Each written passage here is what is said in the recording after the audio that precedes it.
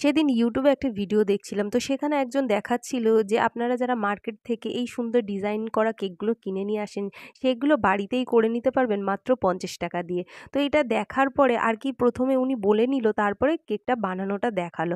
তো আমি ভিডিওটা পুরোটা দেখলাম। দেখার পরে আমি ভাবলাম এই কথাটা একটু তোমাদের সাথে বলা দরকার।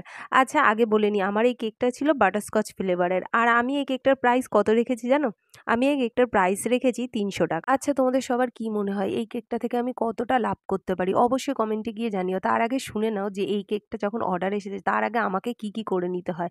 তো এই কেকটার সুন্দর ফিনিশিং আনতে গিয়ে সুন্দর ডিজাইনটা করার জন্য কিন্তু যা লাগবে সমস্ত কিন্তু ভালো করে ধুয়ে পরিষ্কার করে নিতে হয় সেইসব জিনিসগুলো। আর কমপ্লিট হয়ে যাবার পরে কেকটা, তারপরে এমন অনেক কাজ থাকে যেগুলো হয়তো স্ক্রিনে তোমাদের কোনোদিন আমি দেখাইনি। তারপরেও এই কেকটা আজকে সকালে এসেছে, সন্ধ্যেবেলায় আমাকে ডেলিভারি দিতে হবে।